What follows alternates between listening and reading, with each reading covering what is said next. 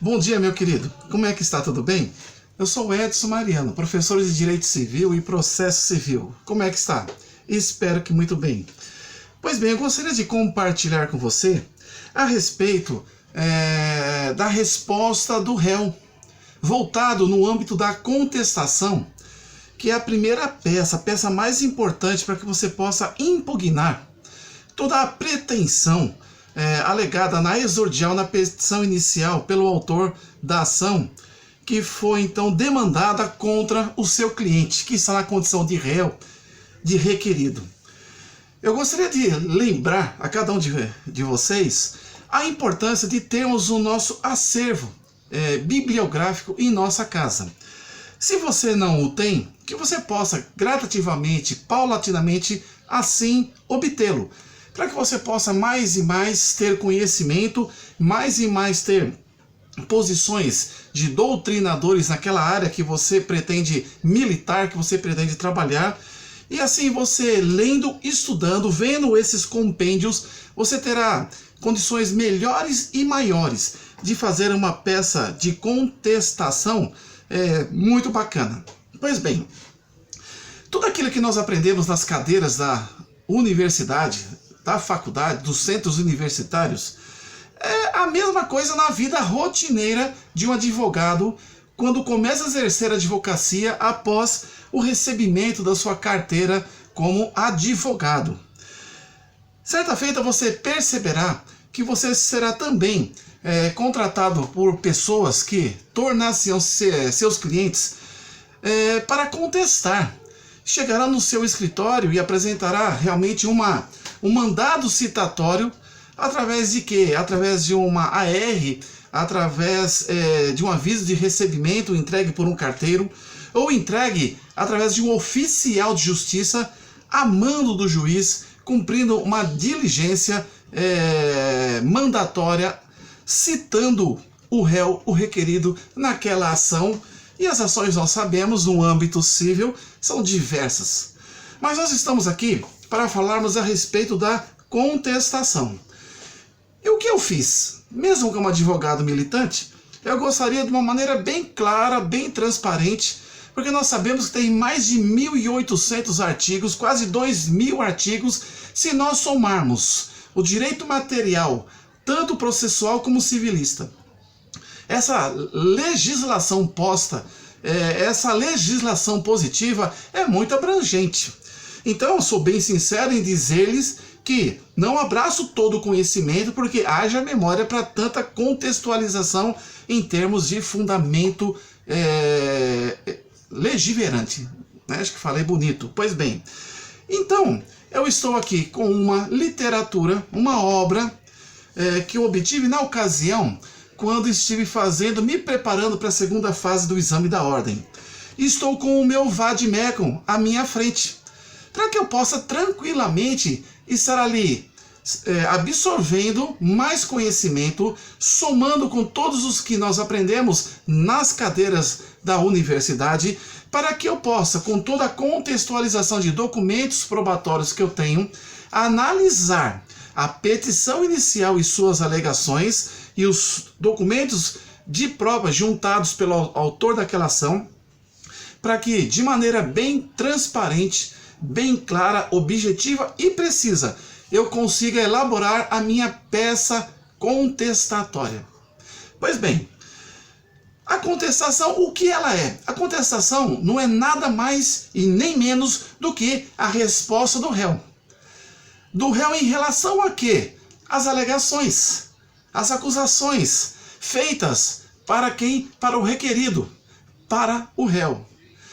O legal nisso tudo, que o nosso Código Civil, o nosso Código de Processo Civil, o novo de 2015 e o nosso Civil de 2002, nos deixa claro a submissão à nossa lei magna, a Constituição Federal de 88. E nela nós temos princípios muito importantes dentro dos ritos processuais, dentro das demandas processuais, que um deles, dentre muitos, é o princípio do contraditório. Então, esse princípio do contraditório vem da palavra raiz contra, e no prefixo, salvo engano, grego ou latino, significa posição contrária. Então, o princípio do contraditório, o princípio é o começo, é a base para que você possa fazer uso do quê? De se contradizer aquilo que te acusam.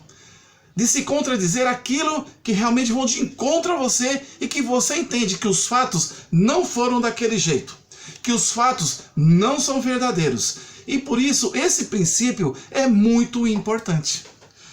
Para que aconteça então a ação do réu, por intermédio dessa peça que estaremos trabalhando aqui, que é a peça contestatória, primeiro é importante que alguém demande uma ação, demande um processo contra o teu cliente na condição de réu.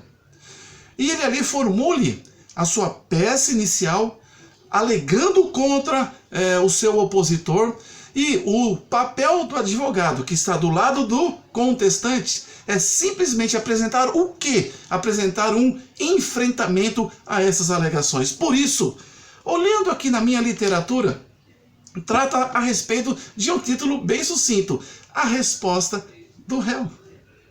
Essa resposta do réu está dentro, como nós já falamos, do princípio do contraditório. Essa resposta do réu, embasada e protegida como direito fundamental, básico, inerente do contestante, ela também amplia-se para o quê? Para um outro princípio. Qual é, professor, o outro princípio? O princípio da ampla defesa. Enfim, a contestação ela faz parte da primeira parte do processo. Lembremos-nos na faculdade, a fase de conhecimento. Nessa fase de conhecimento, você então vai usar o quê? O seu princípio, fazer jus e uso do princípio do quê? Do contraditório. Na fase recursal, você então vai fazer algo um pouco mais acima.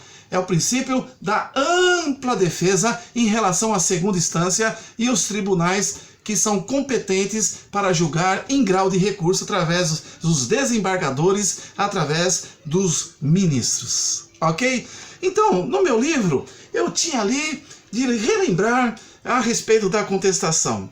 E aí, eu não posso deixar parado em minha biblioteca, junto com o meu vade-mecum, que é o meu compêndio, o meu código de leis e regras, o nosso direito positivo, direito oposto, e diz lá, contestação, que nós já entendemos a introdução, ok? Diz assim: a contestação é a peça processual contra a pretensão deduzida por quem? Pelo autor. Já falamos sobre isso. Ah, professora, tá aí, eu estou entendendo. Então, é a peça que se insurge, né, em relação à pretensão do autor que está ali escrita na petição inicial. É a principal defesa contra o autor, contra a posição contrária ao autor. A principal defesa. O legal é que você possa lembrar que você não fez aquela matéria de metodologia do estudo da pesquisa, que nos deu embasamento dentro da ABNT, Associação Brasileira de Normas Técnicas. Não foi em vão que nós tivemos ali a nossa formação, que aprendemos por um semestre essa matéria, para que nos desse embasamento e alicerce para nós elaborarmos o nosso TCC. Vocês lembram disso? O trabalho de conclusão do curso. Todas aquelas regras, notas e rodapé, trechos extraídos de jurisconsultos, de doutrinadores jurisdicionais, nós podemos inserir em todas as nossas peças processuais, tanto inicial, ou seja, exordial, que dá ensejo a uma demanda, né, judicial, como também na peça contestatória. Você pode trazer ali, quando você tratar da defesa de mérito, colocar tópicos como do direito, do dano moral, da responsabilidade objetiva, da responsabilidade subjetiva, tópicos sobre jurisprudência. E quando você também colocar algumas referências doutrinárias de jurisconsultos, que você então faça uso daquelas normas que nós aprendemos nas aulas de metodologia do estudo e da pesquisa. É muito bonito porque o juiz bate o olho na tua peça processual e vê que aquele que a elaborou, ele realmente usou de quê? De perspicácia, de organização, de sabedoria. Deixou claro realmente o que Ele entende em defesa o que pensam doutrinadores renomados, como Washington de Barros, como Maria Helena Diniz, e lá embaixo, nota de rodapé, todas aquelas regrinhas que nós aprendemos, editora, folhas tais, travessão, para que realmente o juiz, que mostra a bibliografia, o juiz realmente se sinta ali, praticamente, muito bem informado dos seus direitos contraditórios em relação às alegações colocadas. Então, a contestação, que é a resposta do réu, é a principal defesa do réu contra o autor. Se é a principal, então você, advogado, que está pelo requerido, que está pelo réu, preste muita atenção, porque ela é aquela que realmente vai ajudar muito no convencimento do juiz, no seu poder de prolatar uma sentença com justiça e imparcialidade.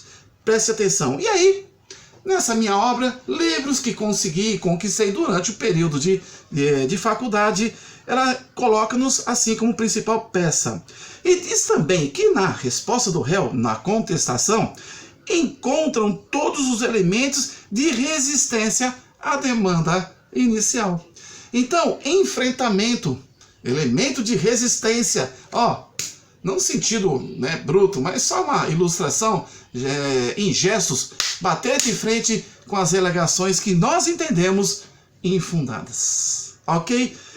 Aí vamos ler mais a respeito dessa obra de um dos livros que trata do assunto de prática jurídica, para que eu possa mais e mais estar ali atento, imbuído de informações para elaborar, para digitar e para fazer a minha peça contestatória. Vejamos. Enquanto o autor, na petição inicial, pode pleitear uma grande diversidade de tutelas jurisdicionais distintas, o réu, preste atenção, aluno de prática jurídica, advogado em curso, na peça contestatória sempre deduzirá o que, professor? O que? O mesmo pedido, porém, na forma inversa, em procedência de todos os pedidos deduzidos pelo autor. O autor fala que A é assim, você fala que A não é assim. Fala que B foi desse jeito, você fala que B nunca foi desse jeito. Mas não falar e provar, instrumento probatório. E nós sabemos, dentro do processo civil, os institutos das provas. É muito importante, ok? Tranquilo? Legal, meu aluno? Legal, querido? Vamos para frente. 2 são os preceitos que devem ser observados e que fixam o conteúdo da contestação. Então está dizendo que tem duas situações que ele coloca aqui como preceitos que devem ser observados. Mas, dentre esses dois, eu queria colocar para você um muito interessante, que está no artigo 336 do novo Código de Processo Civil. Então, o ônus da impugnação específica. Mas, professor, o que é ônus? A obrigação de quê? Da contestação específica, da impugnação. Impugnar é ir de encontro, é estar contra, não concordar, ser contestante. Então, de quem é essa obrigação de impugnar especificamente as alegações? De quem? Do autor. É do réu. E por que fala assim? Ônus da impugnação específica. Então, nós já observamos aqui que o autor, nas suas alegações, ele vai colocar as suas pretensões para conseguir a satisfação do direito que ele almeja. Vamos supor que ele colocou 5 questionamentos, querendo que esses todos sejam no pedido reconhecidos como procedentes. Então você tem que ler a petição inicial, preste atenção. Pega a sua caneta, pega seu marca-texto e que você possa com calma estar marcando cada alegação. Alegação número 1, alegação número 2, alegação número 3, alegação número 4, alegação número 5, alegação número N. Entendeu, né? Para que você não deixe de especificadamente contestar cada uma delas. Por quê, professor? Porque é seu dever como advogado estar atento para não prejudicar o seu cliente. Por quê? Porque dentre 5 alegações supostamente provadas na exordial, na peça inicial pelo autor, você deixar de contestar esta daqui, e contestou esta e esta, mas esta ficou sem contestação, sem impugnação, sem insurgência dessa pretensão autoral, o juiz vai considerar que você está concorde. Então é uma questão incontroversa, ou seja, não tem discussão. E você, com certeza, na prolação da sentença, o juiz vai dar causa ganha, procedência para o autor. Ah, mas na verdade eu esqueci.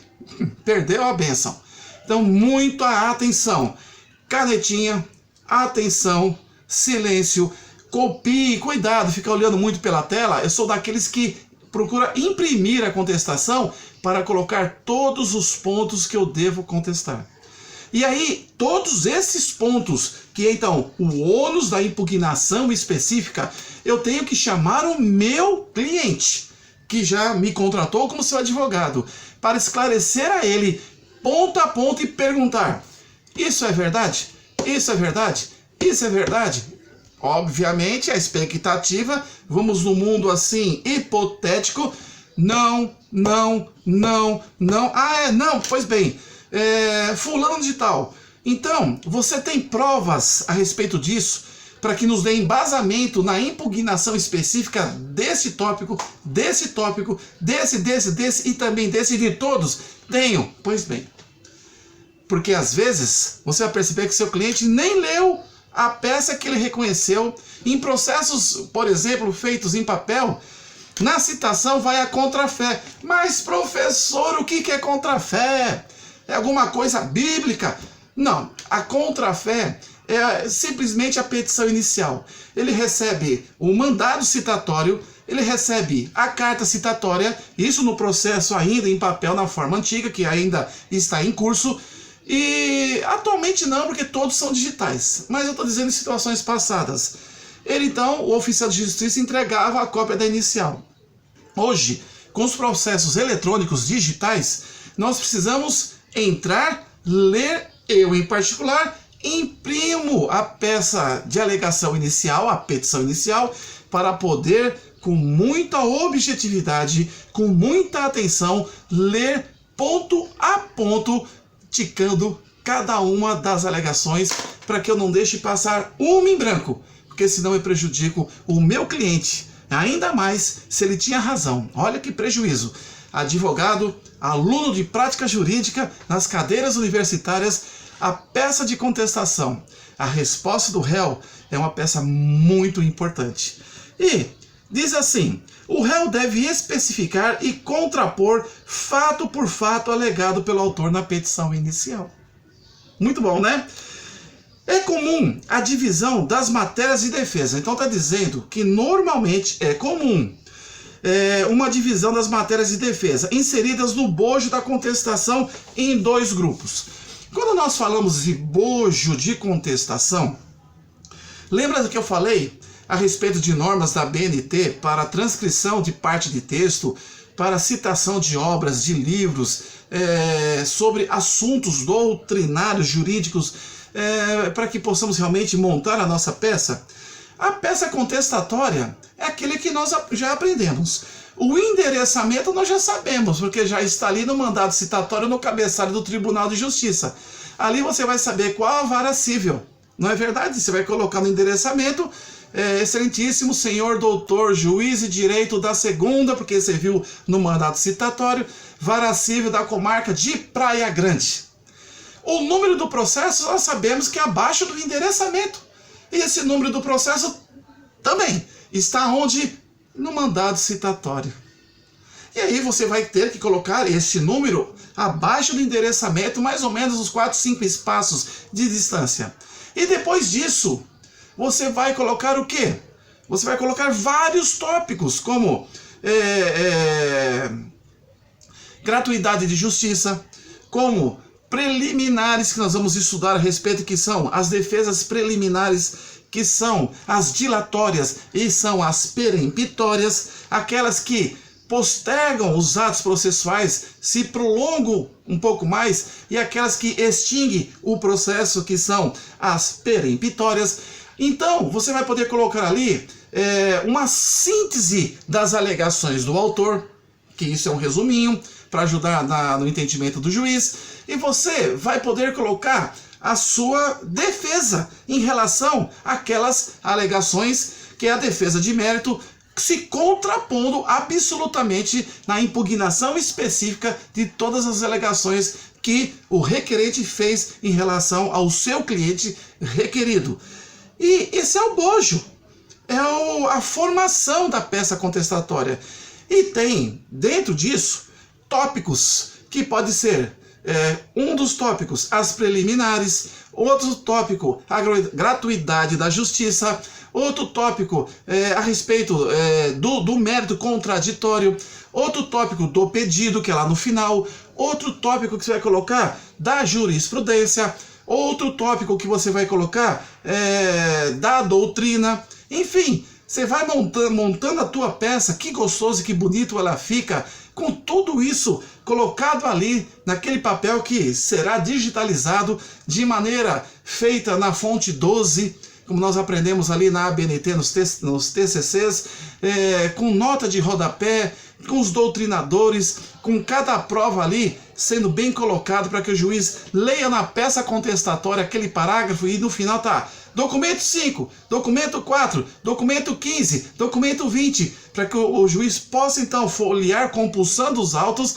e ver que você impugnou especificamente e está aprovando nas folhas tais. Olha que legal, olha que bacana, tá bom? Então, qual é essa divisão? Nós temos duas divisões dentro desse bojo.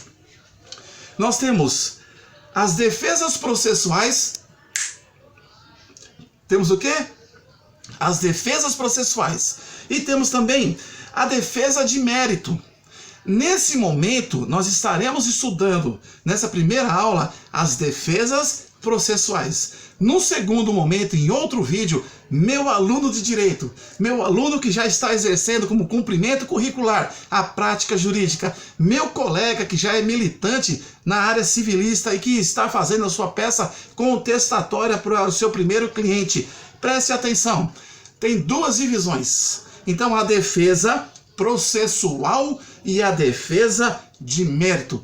Nesse vídeo, estamos estudando especificamente a defesa de quê? A defesa processual. Amém? Beleza? Tranquilo? Atento? Firme? Legal. Vamos lá. Lendo aqui no meu livro, lendo aqui no meu Vadimecum, defesa de processual, professor, o que é isso? Vamos lá. Também denominadas defesas preliminares. E o próprio nome, defesas preliminares, você pode colocar como tópico. Você coloca lá a gratuidade da justiça, coloca lá a declaração de pobreza como documento instruído da sua peça contestatória e um outro tópico, defesas preliminares. Então a palavra preliminares significa algo que antecede alguma coisa. Então antes de você entrar na defesa de mérito lá na frente, você precisa observar não só os tópicos, como esse professor já vos diz, para você especificamente impugná-los como ônus e sua obrigação, achar uma brecha, achar um erro na elaboração da petição do autor, em relação à competência, em relação ao valor da causa, em relação à litispendência, em relação à conexão, em relação à arbitragem, em relação a várias questões. E na defesa processual, por sua vez, nós temos aquela defesa que é chamada de quê? De preliminares dilatórias. Como, professor? Preliminares dilatórias. E as preliminares peremptórias. As dilatórias dilatam o tempo, mas não extinguem o processo. As peremptórias, desculpa. O juiz, assim, vendo-as, mediante a sua peça contestatória que está impugnando e alegando também contra a pretensão do autor, o juiz extingue o processo. acaba ali, filho. E você realmente satisfez a defesa a contento do seu cliente na condição de réu. Então, defesas processuais. Eu vou ler tanto as processuais e só o que fala das defesas de mérito, mas não é nesse vídeo, será no segundo a respeito de defesa de mérito. Diz assim: defesas processuais, também denominadas defesas preliminares, não atacam propriamente o direito material suscitado. Todos os fatos alegados não é ali que vai atacar agora, tá bom? Pelo autor na petição inicial. Mas o que, professor? Buscam atingir pontos ligados à regularidade formal do processo. Então, se é regularidade, você vai apontar para o juiz: excelência, não é nesse foro. O foro competente é da cidade de Santos, ela ajuizou na Praia Grande. Entendeu? Excelência, o valor da causa realmente não é esse. Está irregularmente apresentado nos autos. Você busca a impugnação do valor da causa. Vamos supor que o réu conseguiu a gratuidade da justiça e o cara é milionário, o cara é rico, e você consegue provar isso, porque o juiz ali não percebeu. Então, o que acontece? Você tenta impugnar o valor da causa, porque esse valor da causa, no curso do processo, se de repente lá na frente você perder a ação, na prolação da sentença, o juiz lhe arbitrará contra você os honorários de sucumbência. E aí, se for entre 10% a 20%, imagina uma causa que o autor colocou como valor ali de causa 150 mil, 10% são 15 mil reais, que você deverá pagar ao seu advogado, não porque ele foi inconsequente e negligente no seu trabalho, mas por consequência de reconhecer o que você perdeu a ação. E 15 mil é dinheiro. Então, se você viu que o cálculo foi errado ali, daquele valor da causa que toda petição inicial tem, no final, é o último item, o último parágrafo de qualquer peça processual inicial, você deve contestar. Então, isso não extingue, mas ele faz com que o processo dê uma paradinha para que o juiz sane aquele problema, intimando a parte contrária para se manifestar e resolver aquele problema processualista. Lembre-se, no caso das defesas processuais, você não ataca o pedido e o mérito, você ataca a regularidade processual.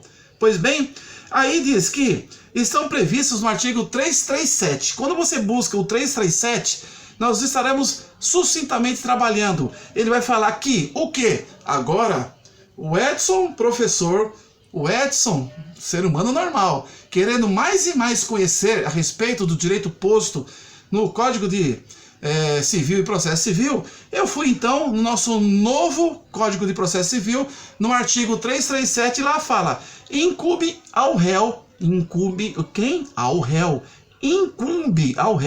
antes de discutir o mérito, alegar.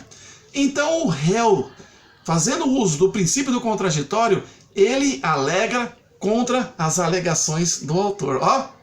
É um confronto, não é verdade? Judicial.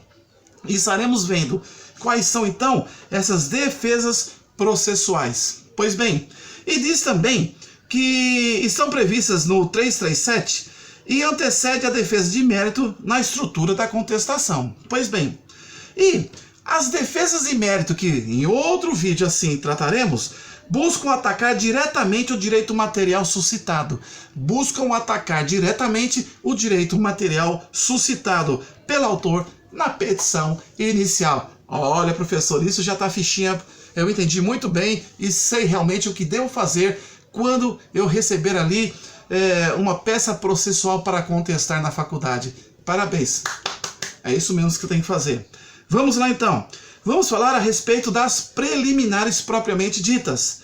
Então, diz assim o nosso livro que nós recebemos lá na faculdade: as defesas preliminares que antecedem o mérito, no nosso sistema poderão ser duas: dilatórias ou peremptórias.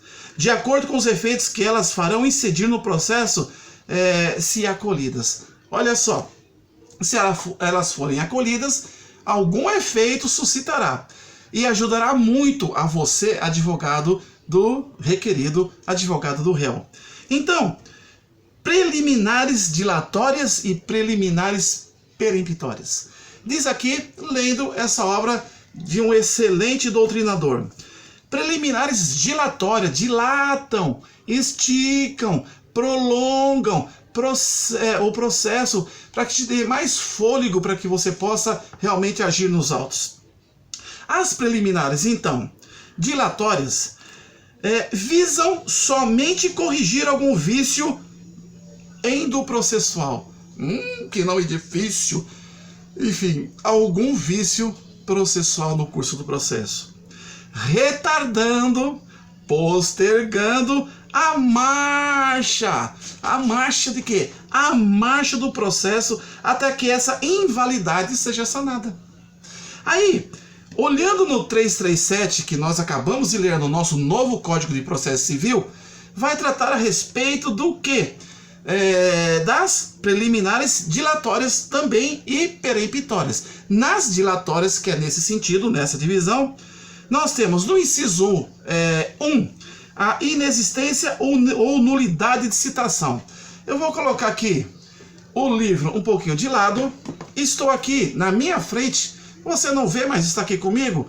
Eu estou com o Vademecum, que é a nossa ferramenta de trabalho. Então, no 337 do novo CPC, diz assim, o inciso 1 desse artigo. Inexistência ou nulidade de citação. Isso não extingue o processo. O juiz vai corrigir essa questão, mandando fazer nova citação.